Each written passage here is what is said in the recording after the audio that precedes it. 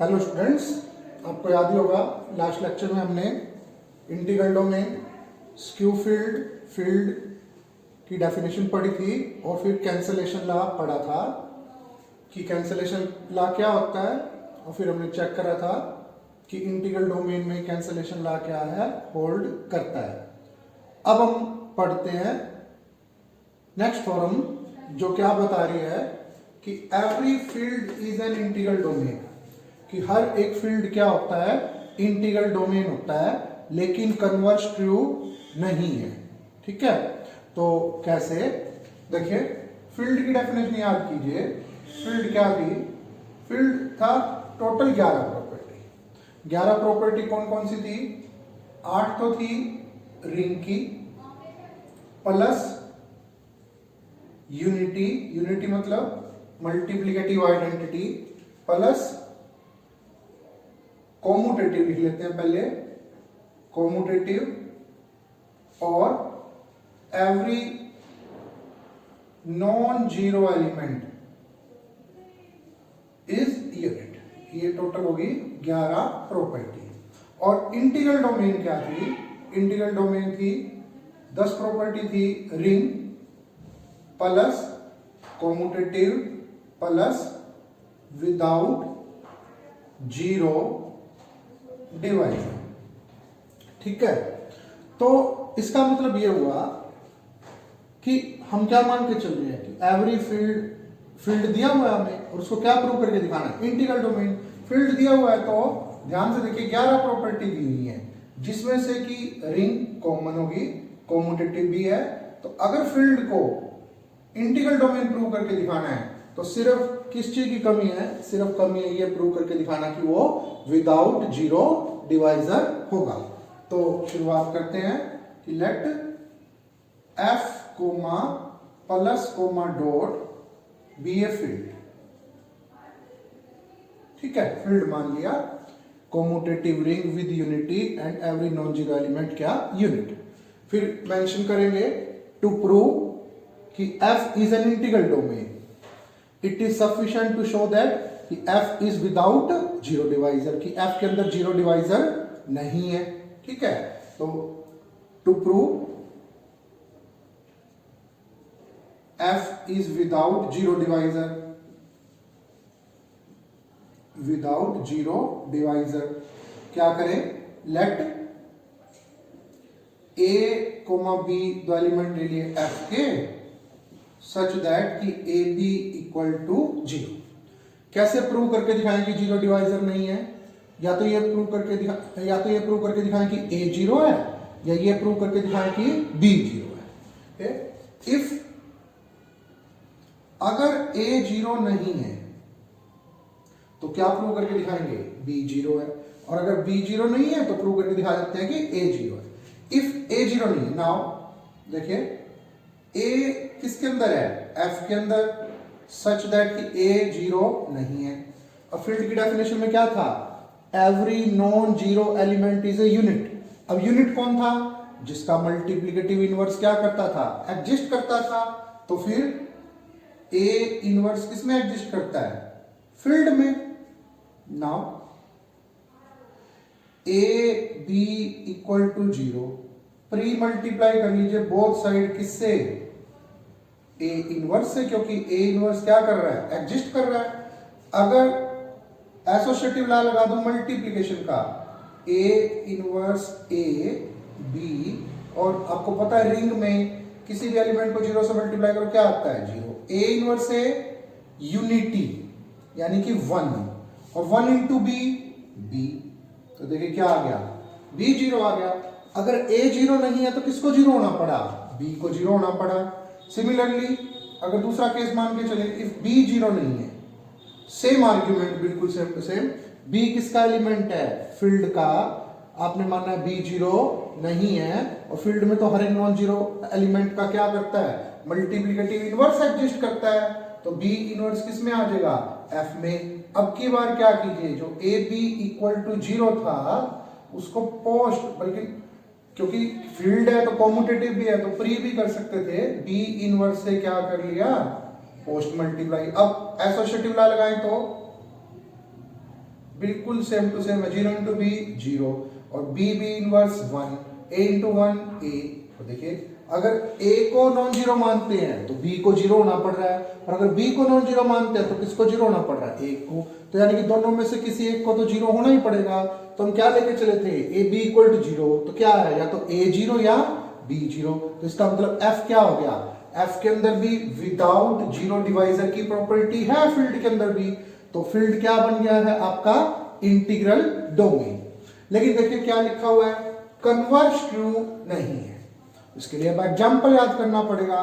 तो बिल्कुल सिंपल सा एग्जाम्पल है, जो फर्स्ट एग्जाम्पल था हमारा इंटीजर्स की रिंग। इंटीजर्स की रिंग ये इंटीग्रल डोमेन है, याद होगा आपको, ये रिंग थी, प्रूव करके दिखाया था। ये कॉम्यूटेटिव होती है, क्यों, क्योंकि इंटीजर्स में a इंटू बी या b इंटू ए बराबर होता है, कॉम्यूटेटिव है। फिर उसके बाद इस ये क्या है, विदाउट जीरो डिवाइजर भी थी। अगर दो इंटीजर का प्रोडक्ट जीरो है तो किसी एक इंटीजर को जीरो होना पड़ेगा। बल्कि इसके अंदर तो यूनिटी भी थी 1 विदाउट जीरो डिवाइजर। लेकिन ये फील्ड नहीं है, क्यों नहीं है, क्योंकि हर एक एलिमेंट नॉन जीरो एलिमेंट का इनवर्स एग्जिस्ट नहीं करता। जैसे 2 एक नॉन जीरो इंटीजर है, लेकिन ऐसा कोई एलिमेंट नहीं है कि 2 इंटू बी करने पर क्या आ जाए, 1 आ जाए, क्योंकि 1/2 इंटीजर नहीं है। तो देखिए इंटीग्रल डोमेन तो है लेकिन फील्ड नहीं है। अब देखिए अभी हमने पढ़ा कि जो फील्ड है वो तो इंटीग्रल डोमेन है, लेकिन इंटीग्रल डोमेन जरूरी नहीं है फील्ड हो। अब ये रिजल्ट बता रहा है कब हम कह सकते हैं कि एक इंटीग्रल डोमेन भी क्या होगी, फील्ड होगी। तो देखिए स्टेटमेंट क्या है, एवरी फाइनाइट, मेन बात है, every finite non zero integral domain, non zero का मतलब एक ही एलिमेंट नहीं होना चाहिए उसके अंदर जीरो, वो क्या होगा आपका फील्ड होगा। Every finite non zero integral domain क्या होगा, फील्ड होगा। मतलब कन्वर्स कब ट्रू हो जाएगा, जब इंटीग्रल डोमेन कैसी हो, फाइनाइट हो, और कैसी हो, नॉन जीरो। प्रूफ देखिए बिल्कुल सिंपल सा प्रूफ है। मान लेते हैं let R be any finite and non-zero integral domain। Integral domain याद रखिए, commutative ring without zero divisor. और हमें क्या बना के दिखाना है इसको, फील्ड। किस किस चीज की कमी है फील्ड बनाने में, फील्ड होता है 11 प्रॉपर्टी, रिंग प्लस कॉम्यूटेटिव, वो दोनों तो यहां है, तो कमी रह जाती है। मतलब इंटीग्रल डोमेन तो है ही, प्लस चाहिए यूनिटी, और प्लस चाहिए एवरी नॉन जीरो एलिमेंट का मल्टीप्लिकेटिव इनवर्स। ठीक है ना। तो क्या मान लिया, let R be any finite and non zero integral domain such that कि ऑर्डर ऑफ आर मान लिया कितना है, एन है। क्या लीजिए कि आर के अंदर कितने एलिमेंट है, एन एलिमेंट है। तो आर ले लिया हमने A1 A2 A3 so on AN। अब देखिए पता चल ही रहा है, अगर आर को फील्ड बना के दिखाना है तो प्रूव करके दिखाना कि आर के अंदर क्या होना चाहिए, तो मल्टीप्लिकेटिव आइडेंटिटी और एक हर एक नॉन जीरो एलिमेंट का क्या, इनवर्स। तो इसके लिए let A belonging to R such that कि A जीरो नहीं, एक एलिमेंट ले लिया, R का एक एलिमेंट ले लिया A such that कि वो जीरो नहीं है। Consider the set A R, क्या करा, जो R था उसके हर एक एलिमेंट को प्री मल्टीप्लाई कर लिया, किससे, A से, A A2 A A3 so on A A।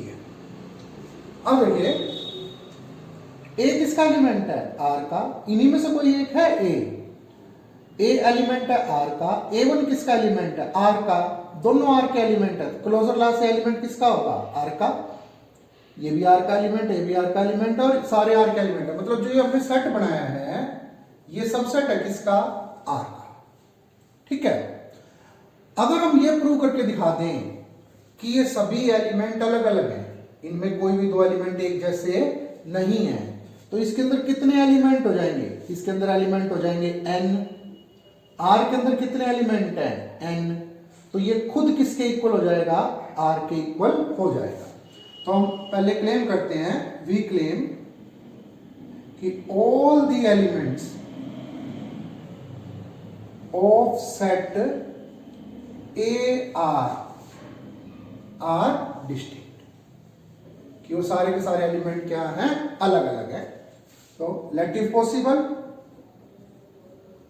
दो एक जैसे हैं कि ए आई इक्वल टू ए जे है।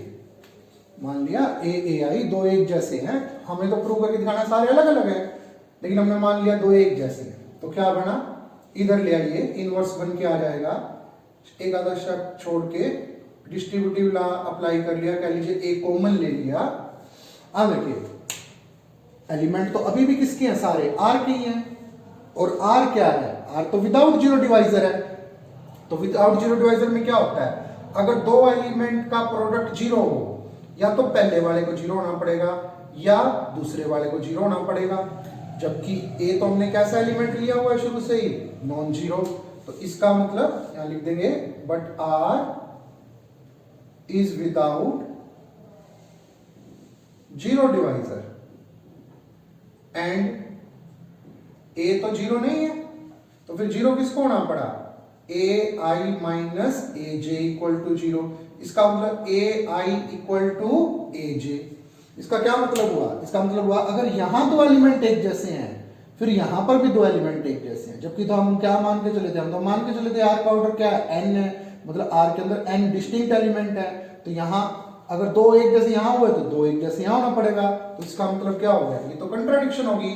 तो कंफर्म हो गया कि ए आर के अंदर कितने डिस्टिंक्ट एलिमेंट है? एन। तो ए आर का सबसेट है। ए आर के अंदर एन एलिमेंट है, जबकि आर के अंदर भी कितने एलिमेंट है? एन एलिमेंट है। इसका मतलब क्या हुआ? अब हम कह सकते हैं कि ए आर एक्चुअल में कौन है? आर है, विच इंप्लाइज ए आर, जो कि क्या था? ए1 ए2 सोन एन, ये एक्चुअल में कौन है? अब आर है। अब हम अपने मेन पॉइंट के ऊपर आते हैं। हमें तो क्या ढूंढना था? यूनिटी और क्या? हर एक नॉन जीरो एलिमेंट का इनवर्स। वो नॉन जीरो एलिमेंट हमने ए लिया ही हुआ है ना। देखिए ए किसका एलिमेंट था? आर का। और आर अब किसके इक्वल आ चुका है? ए आर के इक्वल। मतलब ए किसके अंदर आ गया? ए आ गया हमारा ए आर के अंदर आ गया। अब ए आर के एलिमेंट देखिए कैसे हैं? ए आर के एलिमेंट तो ऐसे हैं, ए इंटू रिंग का कोई एलिमेंट, ए इंटू रिंग का कोई एलिमेंट, ए इंटू रिंग का कोई एलिमेंट। इसका मतलब ए खुद कैसा होना चाहिए? ए इंटू रिंग का कोई एलिमेंट, वेयर ई किसका एलिमेंट है? आर का। ठीक है। अब हम क्लेम करते हैं कि ये जो ई है, यही क्या है? हमारी मल्टीप्लिकेटिव आइडेंटिटी है। मतलब ये जो ई है हमारा, वही कौन है? यूनिटी है। अब ये बात तो कंफर्म होगी कि ए इंटू ई ए है, लेकिन कोई ये कह दे क्या पता ये प्रॉपर्टी रिंग के किसी दूसरे एलिमेंट के साथ होल्ड ना करती है, तो क्या कहेंगे? इसीलिए हम अलग से करके दिखा रहे हैं। वी क्लेम कि e is the required unity of ring R. Ring R की यूनिटी है। और उसके लिए क्या करते हैं हम? लेट बी कोई एलिमेंट ले लिया, किसका? आर का। स्टेप पहले देखिए, पहला स्टेप तो आप देख ही चुके, ए आर बनाना था। अब देखिए नाउ यहां शुरू करते हैं। ए बी इक्वल टू, ए कौन है? ए की जगह क्या लिख सकते हैं?